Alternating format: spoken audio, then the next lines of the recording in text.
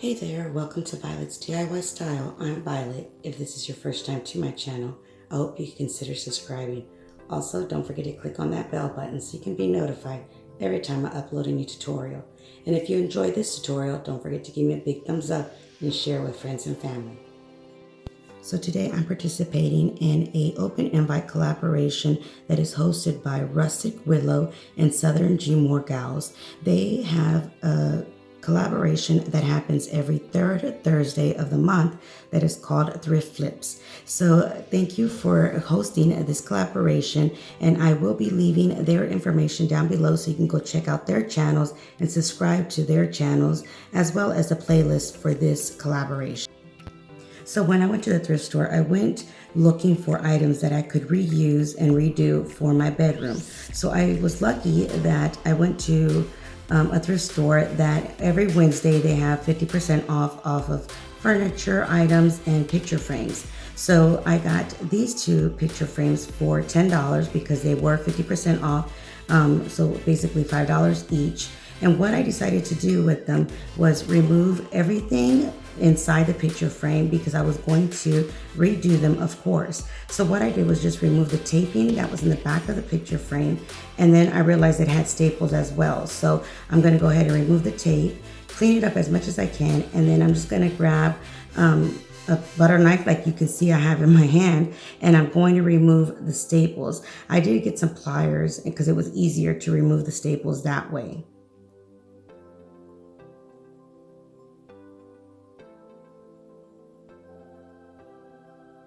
So just go ahead and remove anything that you have to remove. Just be careful. If it is going to be something that you're going to see, be very careful not to rip it or damage it. But since this was the backing, I just basically just pulled them out. And then once I removed the backing, I was impressed about how the frame itself was, because it was a double frame, which I was excited because that way I could reuse the framing that was around those palm tree pictures. So I just grabbed my butter knife again and just pulled that apart. The framing on this picture was black and it does have a gold trimming. So I decided to just leave that frame as is. I just set that aside once I removed it, and it did have like a sticker tape around it. So it was really easy to adjust and put it right back when I was done.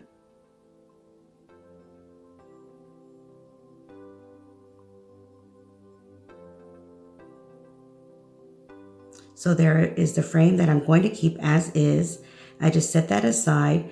And then the palm tree picture right here, what I'm going to do is I'm going to spray paint it. My first thoughts were to spray paint it this camel color from Rust-Oleum, but you'll see that I decided to switch the colors because I had thought of keeping the frame darker and the picture lighter, but then I switched it and I ended up making the frame lighter and the picture darker, but you'll see what I mean. So this is the other color that I'm using on the frame itself. So I did this to both of them, removed everything first. And also when I remove the glass, just make sure you do clean it. I usually use like some Dawn soap or dish soap and wash them up really, really good, let them dry, and then I Windex them and clean them that way as well, just to make sure there's no grease or buildup of any kind that you may not be able to remove with just Windex itself. So when you do go to a thrift store and look for items, keep an open mind and look at things. If you can find a frame like this one, for example, and it's the perfect size, but it's not the right color or even the right picture inside, just look at the backing and see if it's something that you can pull apart and remove. And if it does seem that you can do that without damaging it, then by all means buy them and then redo them yourself, because something like this for a set of two could easily be more than $100. And as you can see, I just got, some spray paint, $10 frames, because I did go when they were on sale, and you'll see the pictures that I put in there were $3 each that I bought on Amazon. So it's something that you can do very easily and very budget friendly. So what I did was I washed everything down, cleaned everything, including the frames, just to make sure there was no buildup. Then I started spray painting them. What I normally do is I spray paint one just good coat of spray paint, let it completely dry, and then I give it a second coat of spray paint to make sure everything is nice and even. And I did remove my dog when I realized that she was underneath the picnic table. So just go ahead and spray paint it once, let them dry, and then go in it with the second coat.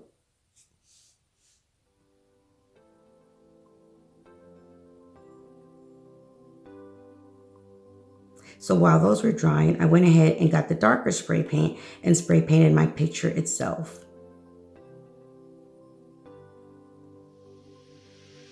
So I went spray painted it one way, then flipped it over the opposite way and spray painted it. Basically went up and down and then side to side to make sure that everything was nice and covered, at least the sides and the area that was going to be seen through the picture. Once everything was nice and dry, I brought it back in. And as you can see, you can still tell exactly where the frame was. So all I did was just add some hot glue in the same spot. And then I just added the frame right back onto that picture board.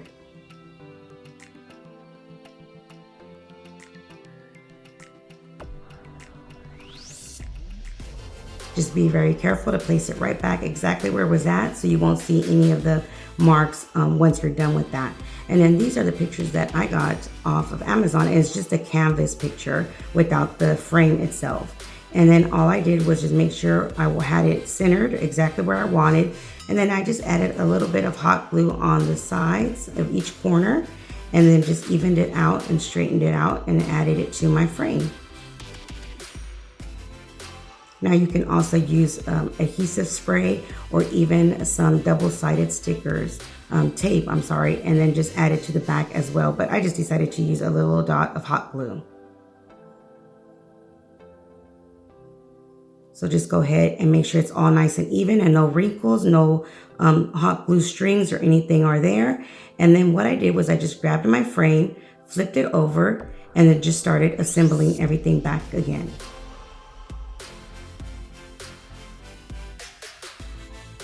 So just go ahead and add your glass first. Just be very careful not to break your glass. And then just go ahead and set it in there. Then I just wipe everything down because I want to make sure there's no fingerprints or anything, dust, before I put the actual picture right back in. So I just put my picture right back in. And then I put the backing in it. And since I didn't want to staple it, all I did was just run my hot glue gun and then added that poster board backing right back in there. And that way it would be a lot easier. If I ever decide to change the picture that's in here, I can just easily remove the backing again. And then what I did was just grab the wiring that came with the frames and screwed them right back in exactly where they were at to where I removed them from.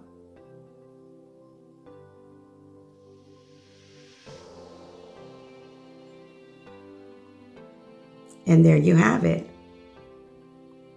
Some beautiful frames that I love the style and flipped them. So next I found this cute little bench and I wanted something like this for my bedroom to add candles so they wouldn't be on my dresser and they would be elevated a little bit higher, but I didn't want anything huge. So when I found this, I thought it was adorable. All I did was just lightly sand it, wipe it down, and then I just started painting. So I decided to paint this one all completely black.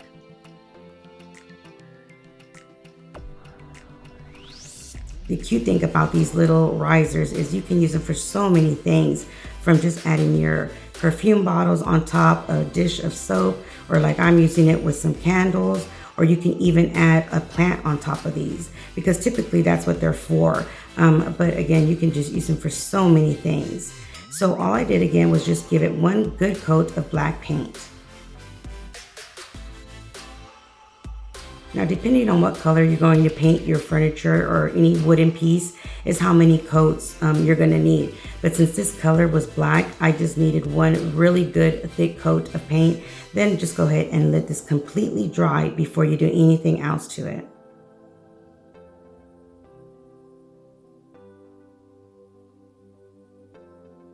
And just to give you the price of what I got this riser for, it was $1. And since I got it for the 50% off day, yep, I got it for 50 cents. So all I did was just let it completely dry. Then I had some stencils which I did get a package of these stencils a while back on Amazon, and I'm going to leave all the links of the things that I did purchase on Amazon down below, so you can go check them out if you want to purchase them or just look at different ideas that I do use from Amazon. So what I did was just put the stencil right in the center, and then I just dabbed on some white paint to add on to that stencil to my little riser.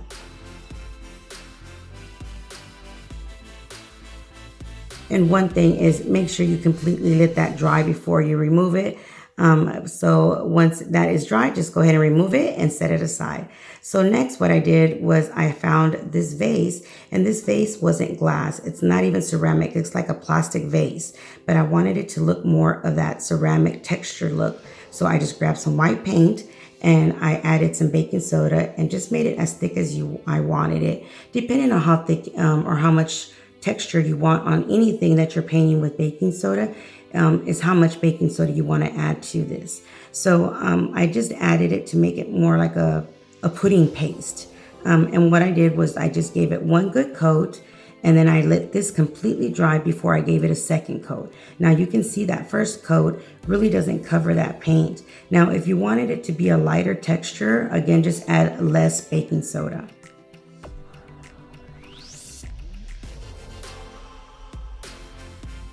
So there's the first coat, and now I'm just going to go ahead and give it the second coat.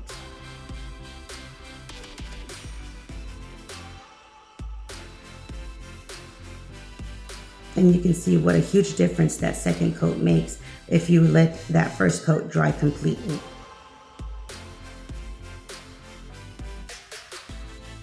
And then once you're completely done, just let this dry, and then you can just spray on some clear coat base, a protective base, so to protect that paint and that structure, that texture that you added onto your vase. And there you have it, 3 really easy thrift store flips that you can make your own and make it fit your style of your home. So I hope you enjoyed this tutorial. And if you did, again, don't forget to give me a big thumbs up. And also don't forget to go check out the playlist for this collaboration. Until next time, you guys stay blessed. Bye.